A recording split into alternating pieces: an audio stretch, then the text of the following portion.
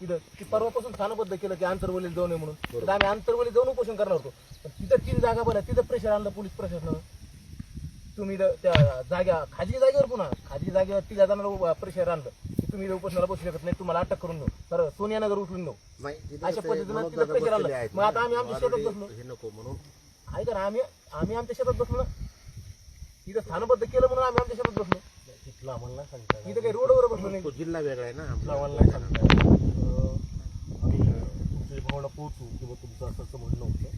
आम्ही तर तिथली परवानगी नाही देऊ शकत किंवा आम्ही तिथलं काही बोलू शकत नाही. तर कायदा आणि सुव्यवस्थेच्या बाबतीत जे आहे तर आता पोलीस प्रशासनाचा स्वतःचा निर्णय असेल तिथल्या विषयी तर आम्ही सांगू शकत नाही. फक्त तुम्ही आमच्या कायदा आणि सुव्यवस्था ही जरांगीसाठीच आहे का? त्याविषयी मी नाही न्याय बोलू शकत नाही. न्याय आम्हाला मिळू शकत नाही का? आम्ही न्यायाची अपेक्षा करू नये का?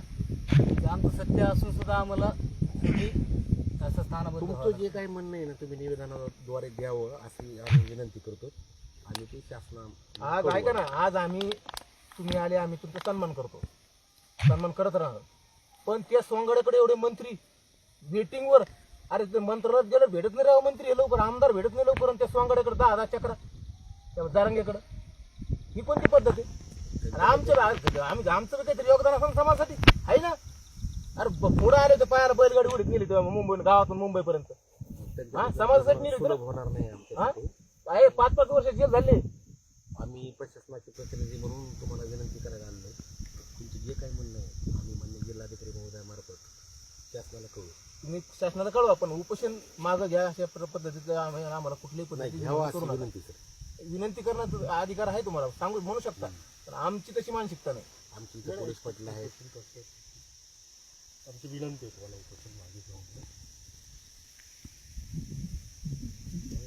विनंती करण्यासाठी आमच्या विनंतीला मान द्यायला असे आम्ही करतो.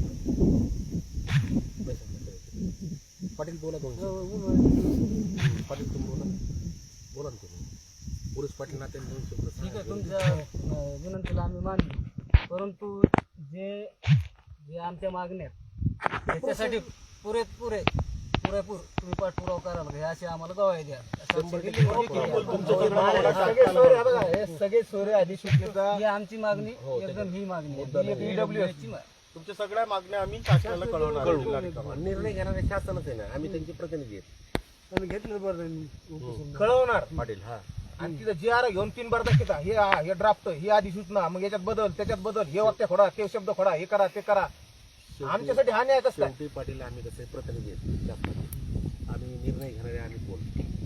आमचे पाटील जिल्हाधिकारी महोदय शासनाला कळवतो, शासन निर्णय घेईल.